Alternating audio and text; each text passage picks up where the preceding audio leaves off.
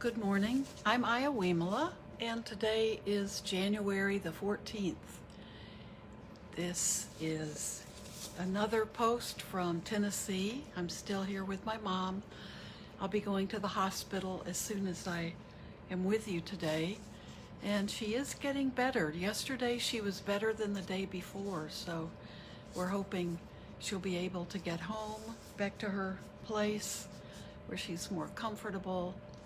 Maybe a few more days, we're not sure.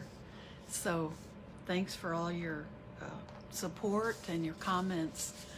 And this is, I realize more and more, this is what, if we're lucky, I guess if we're lucky, this is what we go through as we age and continue to live longer.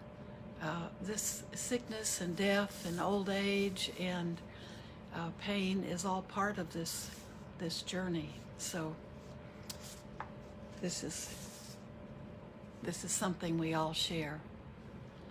So I want to read again, of course, and Wisdom is Bliss, and we were reading about mindfulness on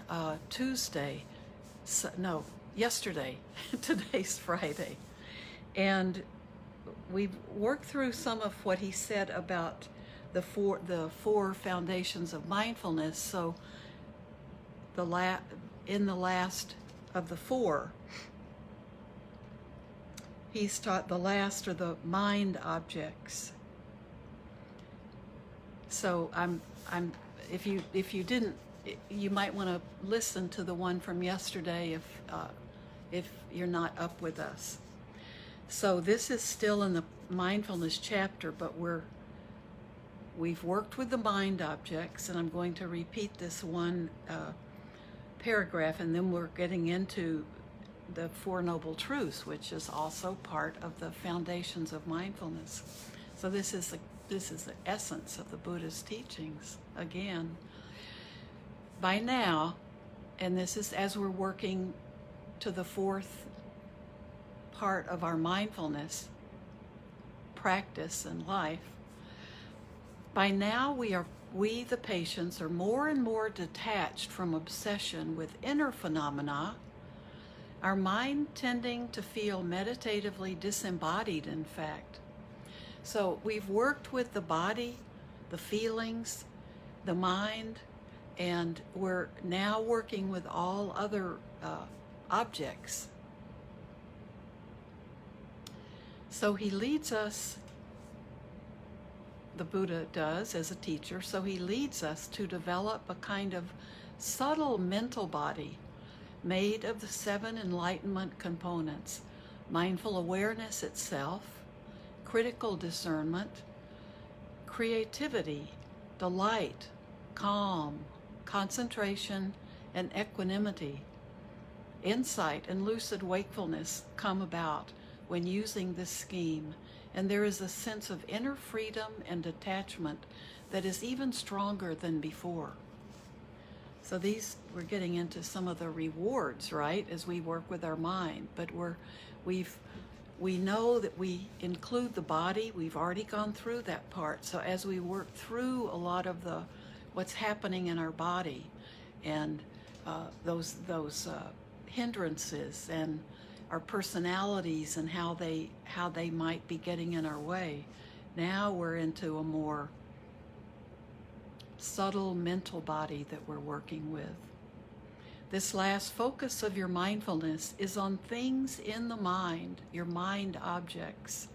The last of the list of things in your mind is the Four Noble Truths, or friendly facts. That's his term. Thus, the Four Noble Truths are featured as the most important things in your mind. The great discourse is utterly amazing in the way Buddha leads his disciples through this. After all, his enlightenment under the Bodhi tree occurred when he himself became perfectly clear on these Four Noble Truths, especially the third one, the Noble Truth of freedom from, cessation of, blowing away of suffering.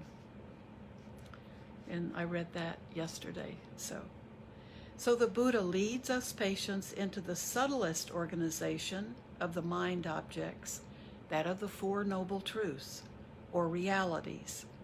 These four things are possibilities for ordinary persons, but are realities for a noble, truly friendly person. I'll read that part again. These four things are possibilities for ordinary people, ordinary persons, but are realities for a noble, truly friendly person. The realities of suffering, its origination, its cessation, and the Eightfold Path leading to its cessation. He brings the patients into lucid wakefulness of their diagnosis and prognosis. First comes suffering in all its detail: birth, aging, death, sorrow, lamentation, pain, sadness, distress, meeting the unloved, losing the loved, dissatisfaction. Those are all different aspects of suffering. He then runs through the five aggregates again: our body, sensations, perceptions, thoughts, and consciousness. This time in brief as suffering processes. He directs us to focus on a list of agreeable and pleasurable things to impress on our awareness how craving for more and better always spoils these impermanent experiences, because they do not last.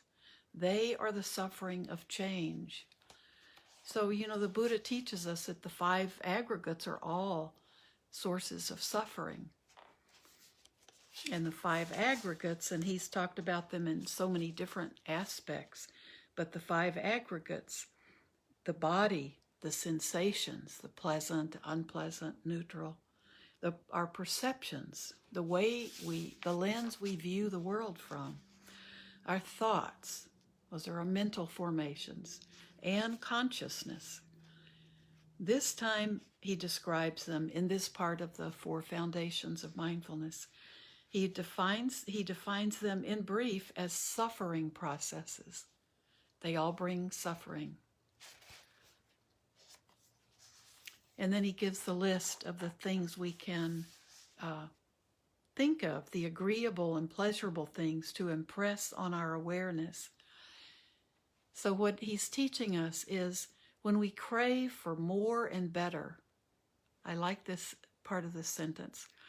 He wants to, and he being Buddha, our teacher, he wants to impress on our awareness how craving for more and better always spoils these impermanent experiences, because they do not last.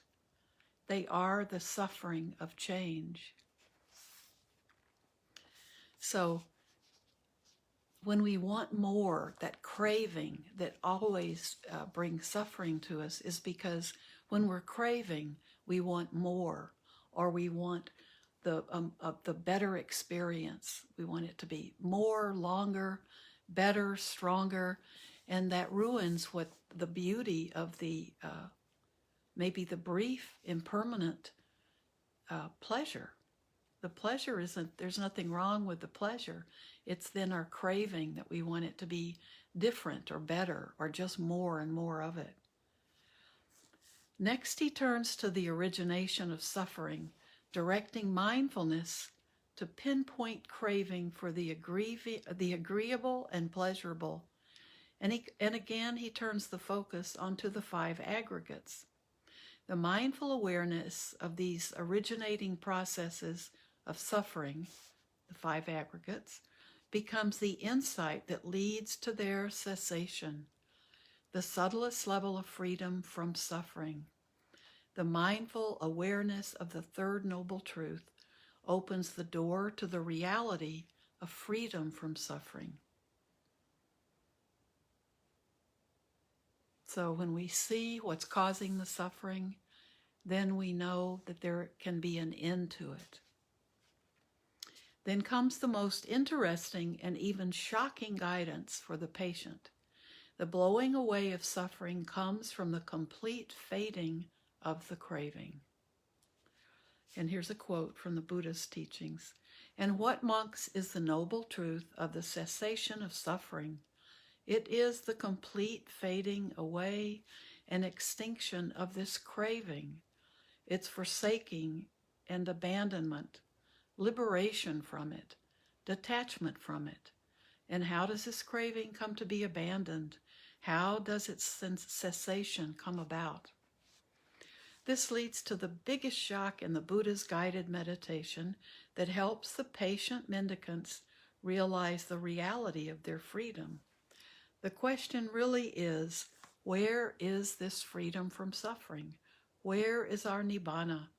And the startling answer is, and this again is a quote from the sutta, the teaching, wherever in the world there is anything agreeable and pleasurable, there its cessation comes about.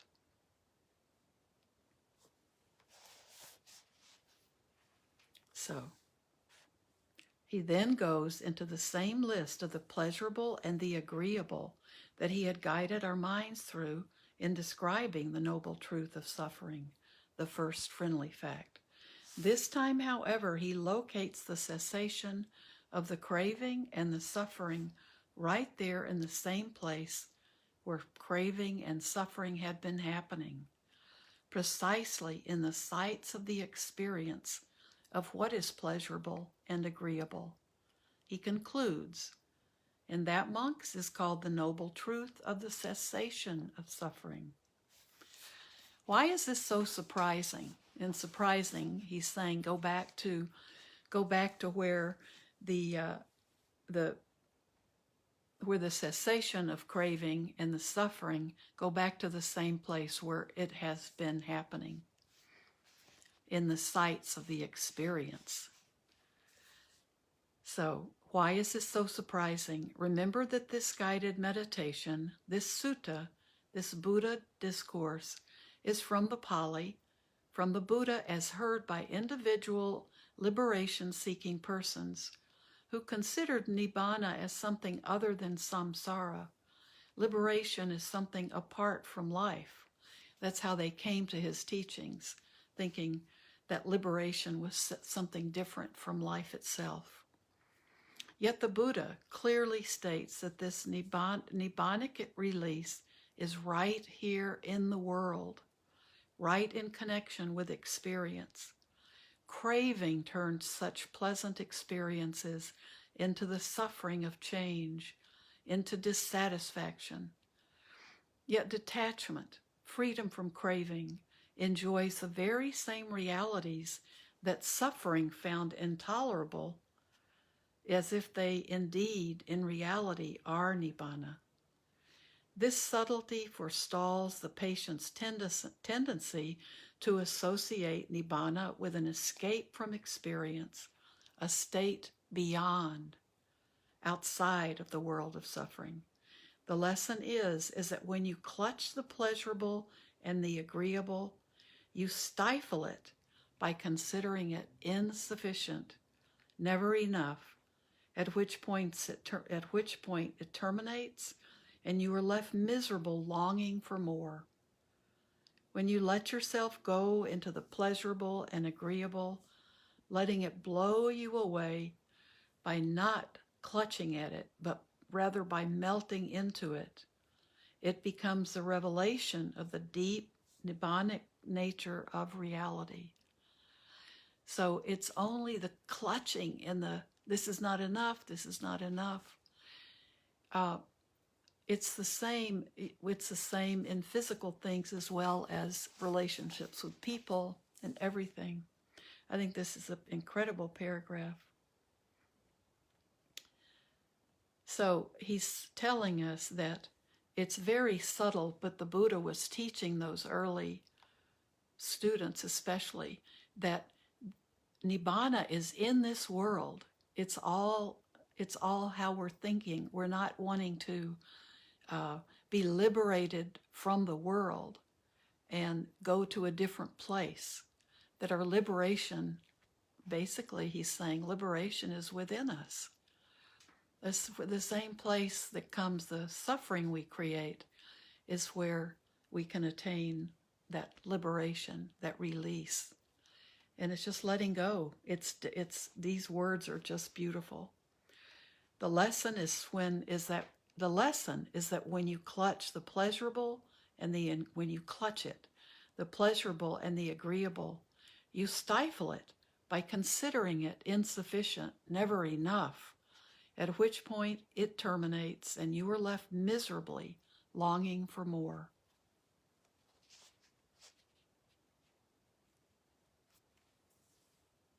So when you let yourself go into the pleasurable and agreeable, letting it blow you away by not clutching at it, but rather by melting into it, it becomes a revelation of the deep nirvanic nature of reality. So that the reality is in nature itself. That's seeing things clearly. Finally, mindfulness is guided to focus on the fourth noble truth, the eightfold path of realism that we have been studying, which leads to the fading of craving and the gaining of nibbanic freedom from suffering.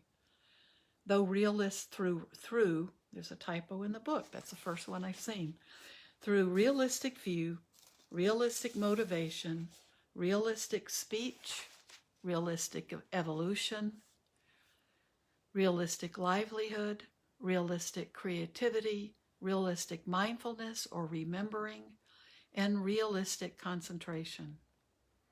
To recap, realistic view is knowing the four truths, processes of causation of suffering and cessation of suffering. That's number one. Number two, that motivation is non-violence, free generosity, and non-alienation. Speech is honesty, diplomacy, sweetness, and meaningfulness. Evolutionary action is non-killing, non-stealing, non-abuse of sexuality. Livelihood is ethical living. Creativity is clearing the mind of negativity and sustaining the positive mindfulness. And what he's calling creativity is, he calls it creative effort. So that's realistic effort. But he calls it creativity, which I think is a beautiful way of expressing it. It's so that creativity, that effort, is clearing the mind of negativity and sustaining the positive. And then mindfulness is lucid waking, awareness of what is, experiencing it fully without craving and worrying. And realistic concentration is moving into expanded embodiment through moving the mind up through the divine abodes of immense love, compassion, joy, and equanimity. The four contemplations that open for the patients their own inner heavenly nature, which then can manifest right here on earth too. I will return to the eighth of these in the next chapter. So that we're reading his chapter on realistic mindfulness, and so realistic samadhi or concentration is the eighth, and that's the next chapter. The Buddha concludes this teaching, this guided therapeutic meditation, by telling the patients that they can attain the nirvanic cessation of freedom from suffering in either 7 years or even 7 days. That is really encouraging. But though we must remember he is addressing mendicants, that is, those dropouts from the household life who are given free lunch by the rich and tolerant Indian society to be on permanent retreat, to just focus on learning, thinking, and realizing lucid waking mindfulness all the time, except for eating, sleeping, and bathroom functions. We all tend to be a bit more distracted, what with multitasking, working, taking care of family, and diverting ourselves all too easily. So maybe we need something more like 49 days. In another discourse in the universal vehicle context, the Bodhisattva Manjushri leads a divine student through a more explicitly transcending version of the four focuses of mindfulness. And I think we don't have time to read that, but we can read that, and that will end our discussion on realistic mindfulness. So I think it's really important to remember that the suffering comes from the same place that our contentment and happiness come from. So we're always coming back, working on ourselves. It's all there. So why don't we sit together with the rest of our time? I hope if you have any questions, please ask any questions you have, and we can talk about those too. If you think of some questions, just add them to the comments, and if I don't catch them while I'm talking, then I'll look at them and talk about them next day. Because this is his writing is very, I think, very comprehensible. He's very he really can put a lot into each sentence, and some of it may be so new to you that it's not. If you've read the suttas and have more experience with the suttas, it's obviously going to be easier to kind of follow along, right? So, I'm going to show Mary Jane. Here's the cover, but it's backwards, I know. It's Wisdom is Bliss, and it's by Robert Thurman. And it's by Hay House Publishers. And someone told us that there is an audio book. So it's a newer book. It's a new book. I think it was published very recently, maybe in 21. And so, let's see, 2021, so it's a new book. Let's sit together for a while. We don't have a lot of time, but we can certainly take about 5 or 10 minutes. And then when we finish today, when our time together is up, remember, I always like to encourage you, if you can, just continue sitting for a while, and just being comfortable and relaxed, and just staying within, and just being with yourself, and just experiencing the calm mind.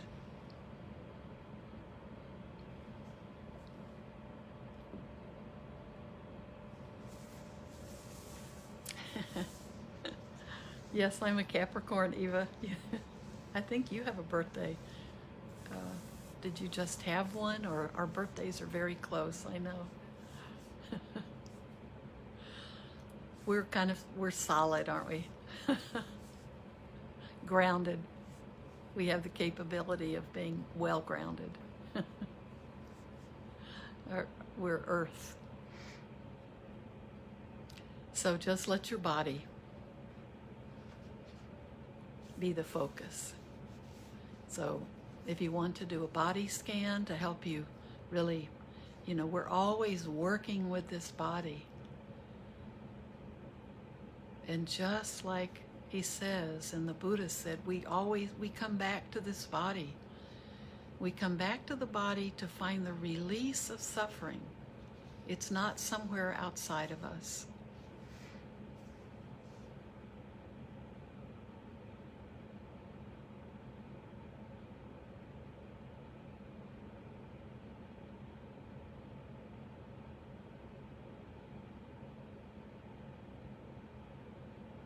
Be aware of the body breathing.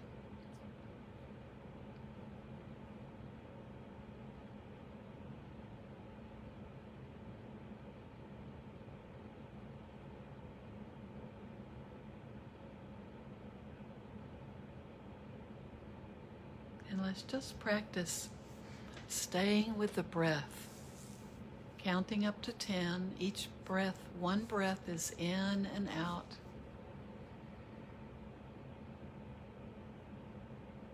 And just then in your head, just repeat 1 and count up to 10 as you breathe. Let it be your natural breath.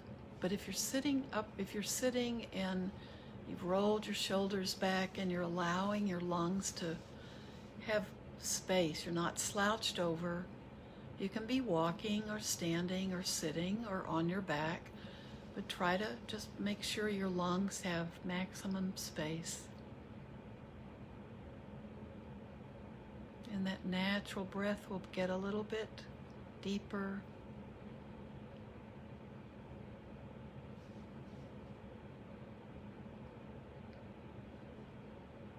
That's why it's good to feel it in your belly.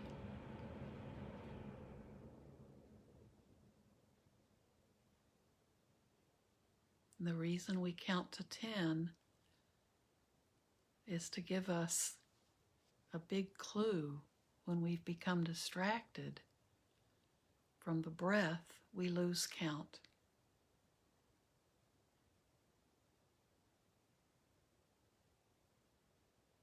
And recognizing the distraction is the point of the practice. We recognize how our mind becomes distracted. We start to learn what causes more distraction. Then we know what we can work with.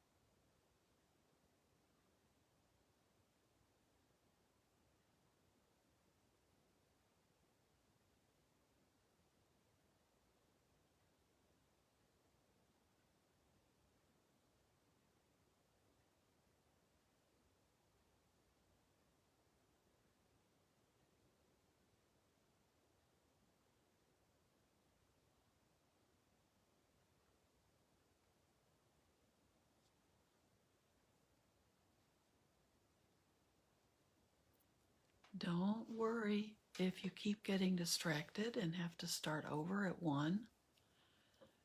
That's good. You're recognizing that monkey mind we all have at times. Maybe we all have most of the time.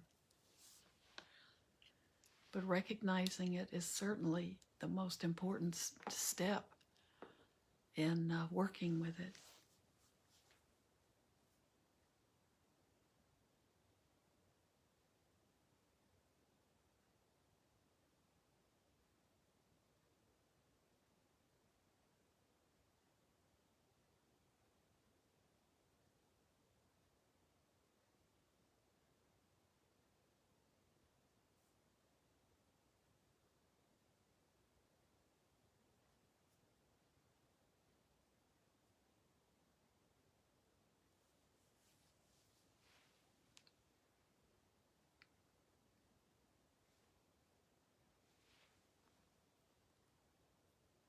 Now, if you can keep sitting even for a few more minutes, just stay with your breath. Everything else can wait. The thoughts will, if you need to remember something, you can remember it.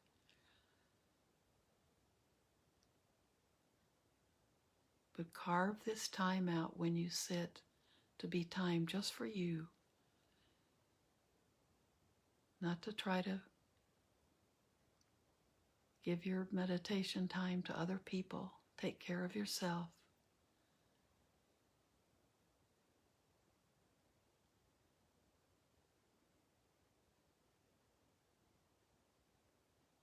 And we can share the merit of our practice. May everything today that we do and say and think not only be done for our own benefit, but for the benefit of all living beings.